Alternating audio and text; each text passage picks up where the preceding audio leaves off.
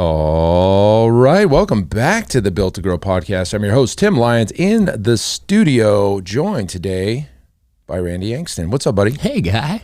Hey. Good day, feller. Good day. We have a new sponsor, everybody. We have not had a sponsor on this show forever, and now we've got a new one, Jim Shirt Club. So the boys over at Jim Shirt Club sent me this killer shirt right here. It's a subscription site where, you know, basically every month you get a surprise t-shirt from a badass gym from across the U.S., custom designed. They have a vault in there. You can kind of go back and see the old designs of all the past gym shirts, and I love them. They fit good. The guns are looking right. Yeah, looking fresh. And you know what? What do you wear to the gym today? The gym shirt. Hell yeah. The gym shirt. So gymshirtclub.com. You can be hearing more and more about those guys. I'm excited. Super cool website. I think it's $29 a month. You get a new shirt. It's like a mystery shirt. And that's awesome. And they're badass shirts. Yeah. Like that's like all you wear. That's I love it. I love it. Yep. So all good. All right. So before we get too deep into this show, I want to remind everybody our Growth Summit's coming up, fitprogrowthsummit.com, June 8th through 11th. We've got Mike Michalowicz and Ben Newman, our keynote speakers. We've got breakout sessions. We got food. We got drinks. We got networking. The overarching theme of the Growth Summit is growth. How do you build a sustainable gym that helps, support your lifestyle, pays the bills, and hopefully doesn't require a whole lot of your time, because time is the one asset we cannot get back, and time is limited. So yeah, and so our tickets are limited too. It's a smaller venue. We're at the W Hotel Scottsdale, really nice venue, but yeah, there's only so many seats in that place, and we're going to try to stuff as many people in there as possible. So go grab your tickets now before they go up. I'm excited for that one. Every day I'm always excited. It's getting closer and closer. All the details getting ironed out. It's constant excitement. Oh yeah, lots of work, but I think I'll be able to focus a little bit more on it now. Yeah. We're talking about. All right. So this episode, guys, it's something we've talked about in the past. And, now that we're almost 400 episodes, I'm assuming we've probably talked about most everything a couple times.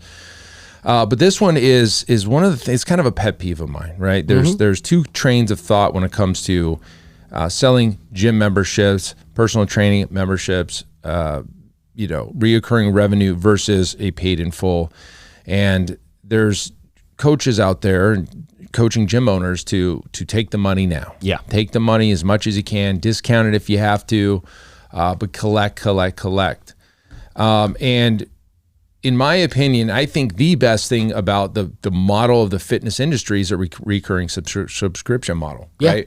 If you look at even companies that are big and bad like Microsoft, where they used to sell a one-time product for Office and Word and all those things, now that it's on a subscription. There's a reason why subscription type businesses are do so well, one, but that they more and more, I guess, companies are flipping into a subscription model is because you sell once and you get reoccurring revenue. That's that long term. And the longer you keep your clients, the more revenue you get. It's pretty simple. Now, the opposite side of that is, hey, let's get $3,000 right now, paid in full, and no card on file. It's basically you collected everything, all right? And I know that's exciting, and I know it could feel good to have an extra $3,000, $10,000, $20,000, $50,000 in your account this month. But what do we know about humans, but gym owners especially? When you see the money in your account, your expenses expand to the amount of money that you have, and all of a sudden you are spending that money, and by the time the next month comes around and 3 months down the road, you don't have any cash to pay bills. Yeah. And it's a painful cycle.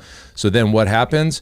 You got to go sell again and sell again, and you have to keep picking up the cash, and you're continuing to service these folks with no new cash flow coming in. Yeah, you're front loading your cash literally, and then you're servicing these clients for God knows how long sometimes, And I mean, there's a million different, aspects of that. But one of the things that, as you're talking through it, that really stood out for me is what we went through for the last couple of years. Could you imagine being that gym owner who had taken all of that cash flow, and then all of a sudden, boom, something happened and you couldn't service those clients because somebody else told you had to close your gym for a while? And they're looking for refunds. And now they want money. And now you're the guy with your empty pocket, and you owe thousands of money. Thousands of dollars, thousands of monies, guys. Thousands of dollars to these people. Like, what do you do in that position? Right. I mean, that's obviously an extreme circumstance. Hopefully we don't see that stuff again. But like, I mean, I could not imagine being in that situation. Now, the other end of the spectrum is just the importance of cash flow. You know, I talk to, 15, 20 new gym owners a week sometimes. And one of the biggest issues is they can't afford it. I can't afford it. It's because they're literally running their expenses as close to the revenue as possible. And there's nothing left. Right. And the problem is like that, in our opinion, right? That is the exact opposite way of running a successful long-term business. I mean, built to grow isn't about taking the cash today and hoping that, like, it almost reminds me of like the digital marketing era, right? Where you don't even need the course. You don't even need to know how you're going to implement it. You just go sell it and then you build it. And it's like, there's ethics in there. There's just a million different things that rubs me the wrong way. Yeah. And I'm with you here. So I want gym owners to just sit back wherever you're at, drive in, kind of think about this for a second. I don't know when you're listening to this, but let's just say you're going into the first day of the new month. Okay, just picture yourself. You're going into the first day of the new month, and based on historical trends that you're going to spend $20,000 this month on expenses, right? Mm-hmm. You've got rent and payroll, electricity, marketing costs, $20,000.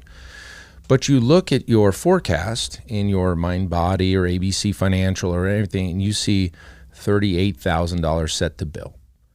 Isn't that a pretty good feeling, knowing that even if I don't sell anything this month, my bills are covered, I'm going to make $18,000 in profit off of, the revenue. Mm-hmm. I've already got that reoccurring revenue set up, and then the month after that, it's going to be the same. And anybody that I add to the monthly reoccurring revenue this month is going to add to the delta we talk about. Yeah. And next month, you're going to have even more money, and you're going to have more cash flow and more comfort. The point is that you're not scrambling. Your head's on straight. You can think through decisions for your business. You're not reacting out of pure need or fear. And the only way you can get to that utopia is reoccurring revenue, long-term client retention, keeping your clients happy, and not taking the cash and paid in full 4 months ago and having to, basically cannibalize your monthly recurring revenue so that every single month your expenses are $20,000 and you only got $8,000 coming in this month. You're scraping by to figure out how you're going to make up the rest of it. If you take two gym owners and you put them next to each other, one's super calm and one's freaking out. Now, we'll take it a little step further. If you look at the structure of the organization, left, right, you've got a paid in full style facility, if you may, and then you've got your gym that's running on monthly recurring revenue model. The job of those two facilities, like the actual work that goes into running and managing and operating those businesses, are different. Your paid in full business is marketing, sales, delivery is a byproduct. Every gym owner I talk to everyone claims and everybody wants to have the best training possible, right? We're here because we care about our client. Your focus of your business that's the littlest piece of the pie. Now, if you focus on a reoccurring model, your sales, low friction, right? We're talking about 1 month, or, even if it's an annual agreement, it's still 1 month's charge. Mm-hmm. Not hard as opposed to taking a, $3,000, $5,000, $7,000, $10,000 paid in full. That's a hard ticket to sell for most people. Most people can sell a month of training. Yeah. So sales becomes less the focus of everything, right? You make that sale. Well, now the majority of your time is spent delivering that service to your client. That's where the work comes in, as opposed to having to keep a team of people constantly coming in on the front end, or a stream of people coming in the front end with these high win or go home type sales. You know what I mean? I'd much rather take my shot with a handful of people, charging them $300-500 a month versus the trials and tribulations of high ticket sales constantly. Yeah, well, you nailed it. You mean basically one's focused on sales and marketing, one's focused on delivering service, bringing a great service to the end user. So you go back over the paid in full guys and you start looking at where's their focus at? What's the next hook? Mm-hmm. What's the next silver bullet? What's the next marketing play? What's the next paid in full play that I can do? And by focusing there, you're losing sight of what you got in the business for in the first place, which was to help people train, have a great delivery, have a great program. And all you're worried about is the next marketing hook play, whiz bang tactic that, it's going to bring in 20, 30, 50 new people this month. And I mean, I get it. It's exciting when you can kind of see it, but you know what? I could tell you most gyms that have gone down that road wish they had done it the other way. They went with the paid in full, and every month they're coming from behind, and they got to make a sale this month, or their expenses are higher than their monthly recurring revenue. I mean, that should be goal one for every gym, is to make sure your monthly recurring revenue is greater than your base operating expenses. That goes without saying. That is the point of business, to make profit. Right? Is it? I mean, that's an extrapolation of living paycheck to paycheck. Your business is just doing it, and it's living below. It's below what you're making. You know what I mean? You're literally it's like spending more than you're making. It's the day your bills are due, and you're like, oh, where is this going to come from? Like, I can't imagine that being the desired end result for a gym nobody owner. wants it. Nobody wants that, but the excitement of that, guys, I just made a $5,000 sale, because trust me, I see the screenshots on social media and these coaching groups, and everybody's so excited about making this $7,000, $8,000 sale. Meanwhile, they've cannibalized their EFT. Now, there's other ways. I mean, you could sell a transformation, for example, a high ticket thing without cannibalizing your EFT. That's not what I'm talking about. I'm talking about your base memberships. You're just taking it all in full, and now you got to service that person for the year, 6 months or whatever. Yeah, that's the standard operating play. Yeah, that's every day in operation. So be careful, guys. I mean, really want to bring attention to this, because I think gym owners have tunnel vision. They can't see 3 feet in front of their face when they see this hook whiz bang play that I'm going to get $50,000 this month.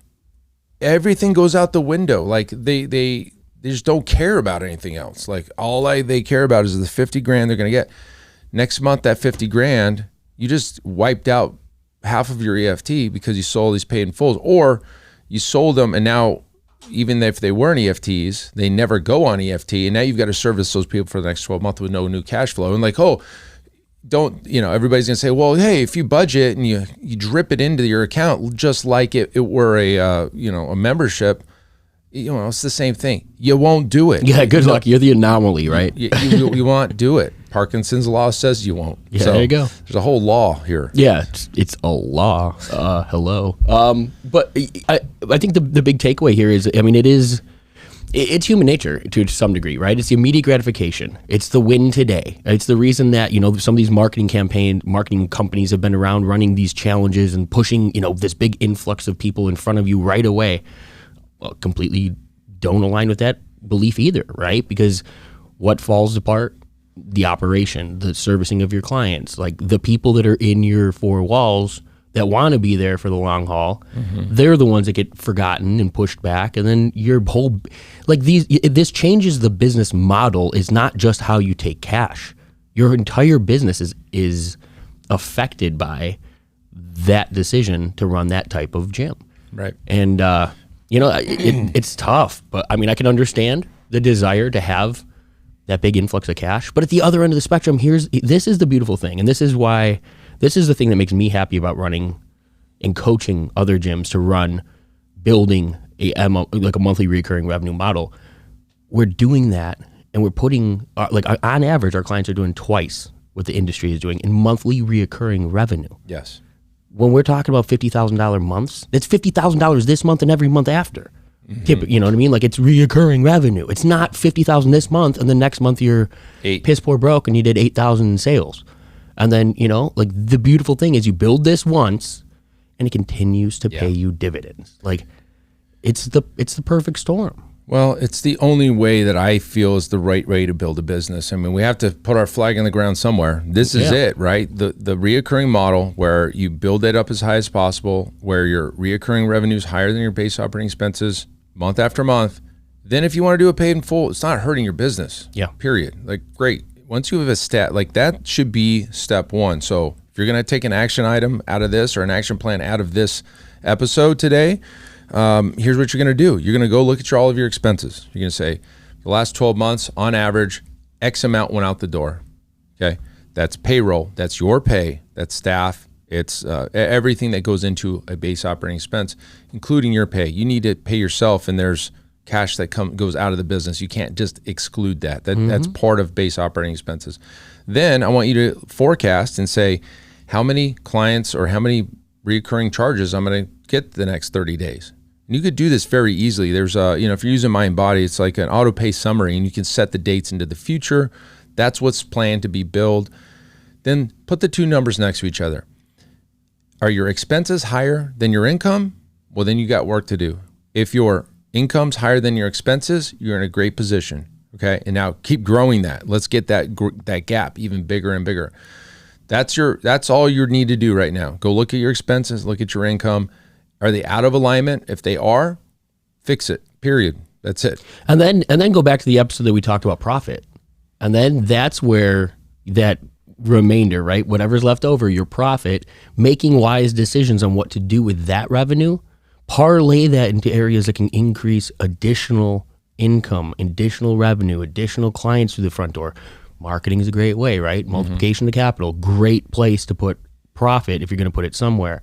Guys, don't go buy that new piece of equipment. It's not going to make you any more money. People aren't coming in. I don't remember when hip thrusts like blew up 3, 4, 5 years ago. Do you think people are still walking in the gym because they got Brett's new, hip thrust machine? No. Like, it was cool for one client, one membership. That's all you made, and now, boom, now it's just an expensive business. Now it's a footprint in your gym that you got to walk around.